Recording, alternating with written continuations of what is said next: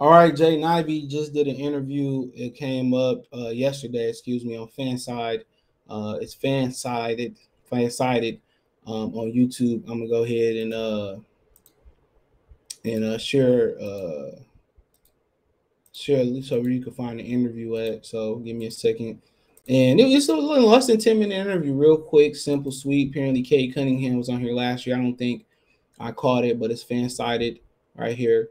He was on here real quick last year, and we talked about Sacramento, what happened, why he didn't go to Sacramento.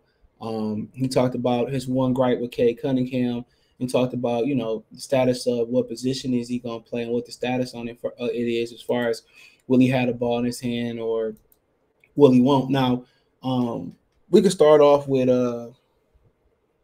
we'll say the Cade Cunningham. His one gripe with Cade Cunningham for the end of the video, but we could start off with he talked about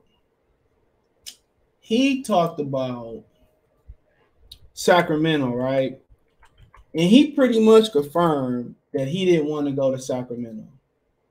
All right, he said that he had the Mark Kamen right here, Carmen, excuse me, asked him like, what happened with Sacramento? Did you not really want to go to Sacramento? And he basically kind of deflected the question.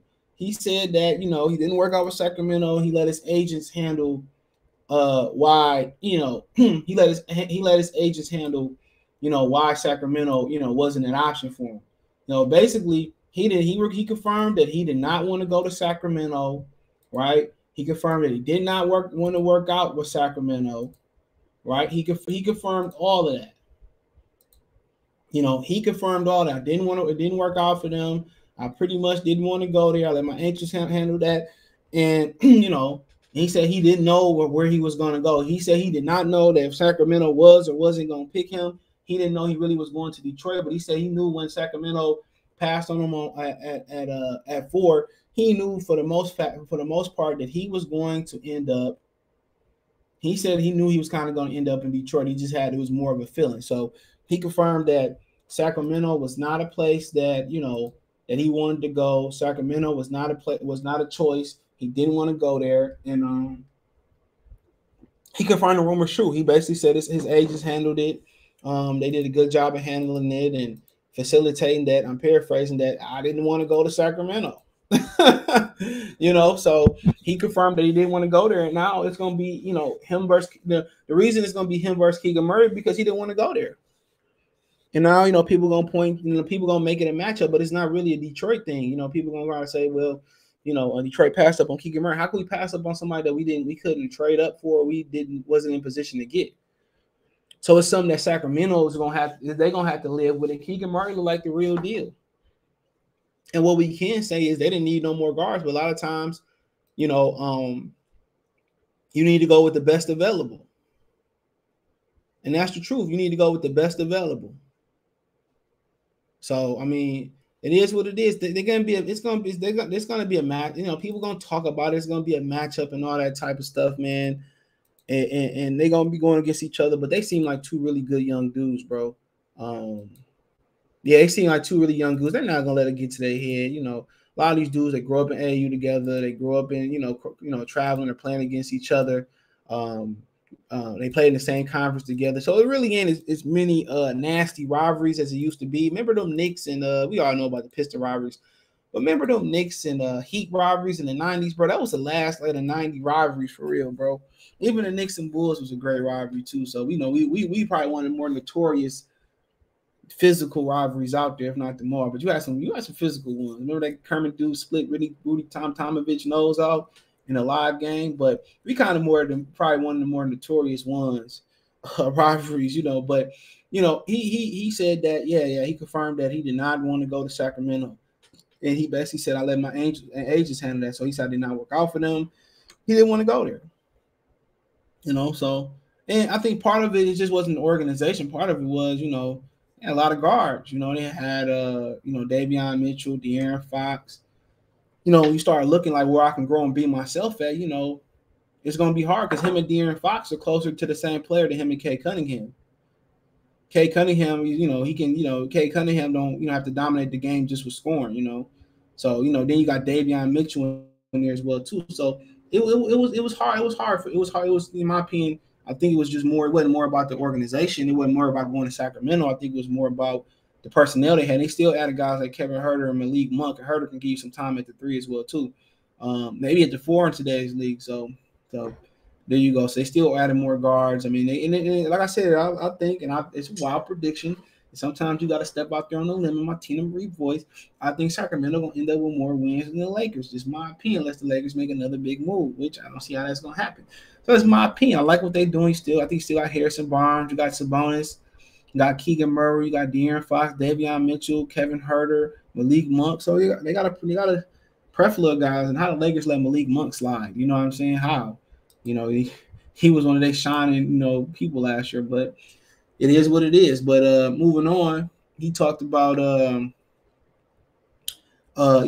practice. He talked about the guy said, well, assuming that it sounded like you're gonna be the point guard. That's what it's looking like, right? And he said that like you're gonna probably be the point guard. He said, well, I don't. He don't know. He said in practice, him and Cade both shared the ball, and they haven't really talked about, will he be on the ball? Will Cade be on the ball? But what we do know from last year, they wanted to share those responsibilities between Killian and Cade Cunningham.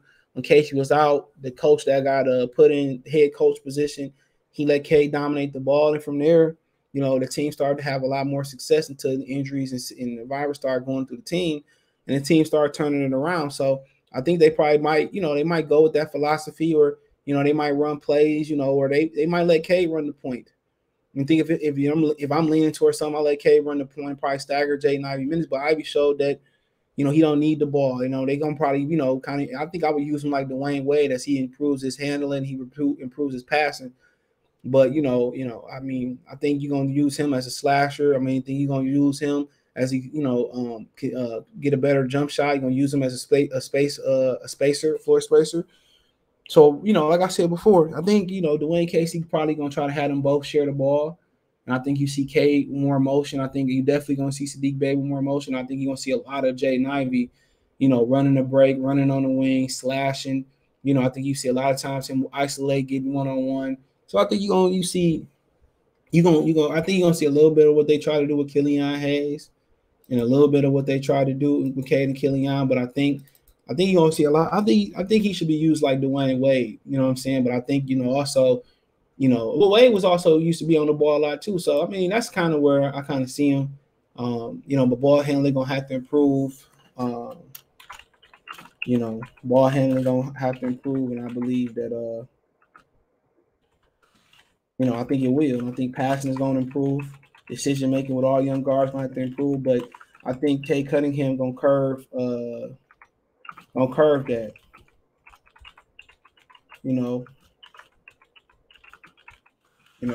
So so I think Cade gonna improve all of that for him. So Cade gotta get better at handling the ball and stuff. But a lot of young guys gotta get better at doing a lot of little different things. But yeah, so yeah, he said basically in practice they both share the ball and they haven't really talked about philosophy yet. But also we talked about in the Kemba Walker video, they ain't done with they possibly it's being rumored that they not done with the roster yet. So when you look at it, it's hard to talk philosophy when we still got roster moves to make. So our team ain't even done it. It ain't even a finished product yet. We can make it a finished product, then we can find roles for everybody. But I'm pretty sure, they got a philosophy. They got a philosophy and they got a philosophy in mind as far as how they, how they gonna, go about them. But right now, he said that in practice they both just shared the ball, and that's what they did. So he said he hasn't talked about being a lead guard or being a two guard or staggering his minutes. So he said he really don't know, but he said in practice they both handled the ball. So, but yeah, if I'm a betting man, I think they're gonna go with the Killian Hayes experiment again. But if I was smart man, I kind of like Cade run the point for now. Let him improve off the ball, but he can do everything. And I just like to see them push the pace a lot more today. I like to see Ivey kind of used in the Dwayne Wade role, which Dwayne Wade was such a phenomenal player as well too. So I like to see him in that Dwayne Wade role, which he passed, he dribbled, he shoot, he pulled up. I think one thing that he trying to add that Dwayne Wade didn't have, a lot, in the beginning of his career is a 3-point shot. But when you killing it from mid range, you can take people off the dribble like you could take people off the dribble like Dwayne Wade, bro. You don't like really need to, shoot threes like that. But he improving his it looked like he improving his jump shot and all that. So, cool beans, right? But continuing on, he also went into, he got a gripe with Cade Cunningham, right? So here we go, right here. He got a gripe with Cade Cunningham, and the interviewer Carmen asked him,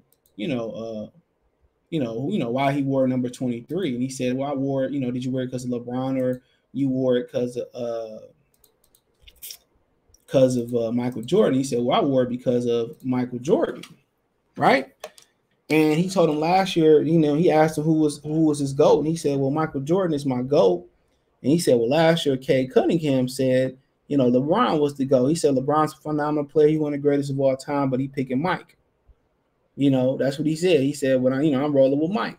He said, then he talked about his favorite game when he hit the 5 or 6 threes versus Portland, and they went into some detail about that, this, that, and the third. And he basically said that he gonna have to talk to Cade Cunningham about his GOAT pick, and how they kind of differ about who the GOAT is, Michael Jordan or or LeBron James. So he said he wore number 23 for Michael. He believed Michael to GOAT, believed LeBron's to GOAT. And last year, when Cade was drafted, he told the same interviewer, Mark Carmen, that LeBron was the GOAT. Where that's kind of where they differ. They differ that. So, but yeah, hell of an interview, man. I screenshotted it there, man. I put it on the screen at the beginning of the interview. Hope you enjoyed it as much as I enjoyed it. And obviously, we all excited about the season. We want wins, but we want to see growth. We want to win the right way. We want to progress the right way. So, yeah, let me know what you girls and guys think. Thumbs up the video, share the video, subscribe to the channel. The subscribe button is the bell icon button. Hit all notifications, increase your chance to get notifications. We go live and drop a video. Financially, you want to support the channel, Cash App, $ CJ Good 313, Venmo CJ Good 313, PayPal link in the description. Hit my link tree, find me on Twitter, Facebook, Instagram. Those are the only 3 ways you can reach out to me for video requests. Chop it up, YouTube question, whatever you got, hit me up. Sponsorships, business inquiries. Also, you can reach me on Cash App, Venmo, PayPal there. Also, Spotify and Anchor just uploaded the new Piston podcast yesterday. So hopefully you enjoy it. Rate me on Spotify. Follow me on Spotify. You can listen without the ads and without having your screen on, and you listen to it in the background. Still utilize your apps to save that battery power. But appreciate the love and support. Peace.